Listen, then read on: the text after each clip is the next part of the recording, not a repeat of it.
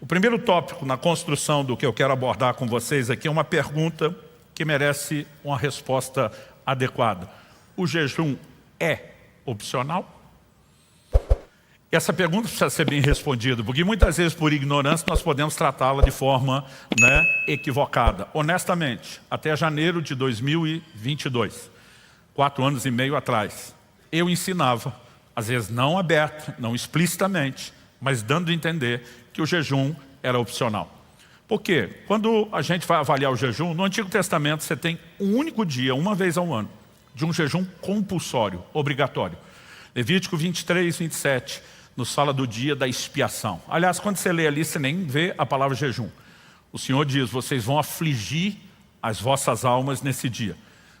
E o Senhor diz, quem não afligir a alma será eliminado do meio do seu povo. Se afligir a alma fosse só um sentimento, como saberia quem afligiu, quem não? O profeta Jeremias vai chamar o dia da expiação, no livro dele, de o dia do jejum. Lucas, escrevendo o livro de Atos, também faz a mesma referência, o dia do jejum. Então nós sabemos, uma vez ao ano, o jejum era compulsório. Mas quando você lê o Antigo Testamento, você vai ver que a grande maioria não se limitava a um dia por ano. Existia uma cultura de jejum. Existiam jejuns que eram espontâneos, existiam convocações proféticas, e o jejum está sempre lá, ele é largamente mencionado.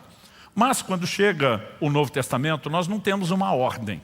Pelo menos não uma conjugação de um verbo no imperativo. Como você tem vigiai, orai, que claramente é uma ordenança, você não vai encontrar na Bíblia jejuai. Então quando as pessoas me perguntavam, eu sou obrigado a jejuar? Eu dizia, olha, honestamente não há uma ordem. Se não há uma ordem, a gente não pode tratar como obrigação e nem como não pecado o não jejuar. Porque 1 João 3,4 define a transgressão, o pecado como a transgressão, desobediência da lei. Eu falei, se não tem a lei, você não está transgredindo a lei.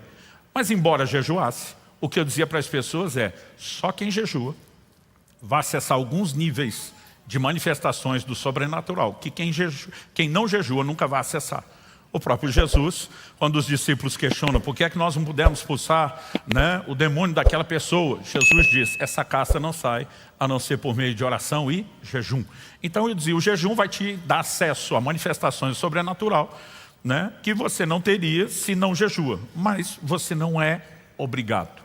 Até janeiro de 2022, essa era a minha resposta.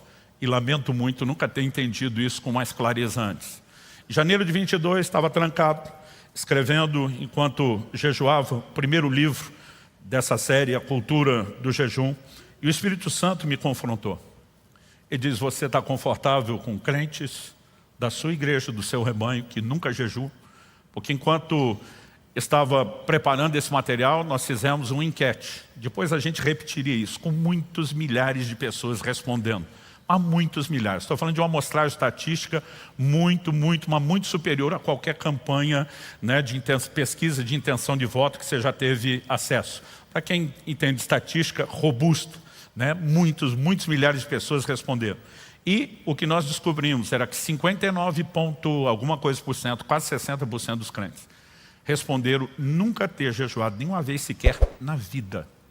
Ou seja, a grande maioria não sabe o que é isso nem como uma experiência. Não estávamos tentando achar onde estão os profissionais do jejum. Era apenas saber, você já teve uma vez sequer a experiência na vida? E quando eu estou com aqueles dados em mãos, o Espírito Santo me questiona. Se um crente do seu rebanho, por 20 ou 30 anos de fé cristã, orasse uma única vez ou nenhuma, você o consideraria um crente saudável? Eu falei, de jeito nenhum. Ele falou, por que não? Eu falei, porque oração tem que ser parte do dia a dia da nossa caminhada. O Espírito Santo me questionou, se um crente do seu rebanho, sob o seu pastoreamento, passasse 20 ou 30 anos sem dar uma única esmola, você o consideraria um cristão sadio? Eu falei, de jeito nenhum. Por que não? Eu falei, porque isso não é para dar uma vez na vida ou nenhuma. Tem que ser parte de um estilo de vida. E na hora ele disse, no meu ensino sobre oração e esmolas no Sermão do Monte, eu ensinei sobre jejum. Então, por que para você está tudo bem se um crente nunca jejuar, ou jejuar uma vez em 20 ou 30 anos? E eu fiquei chocado.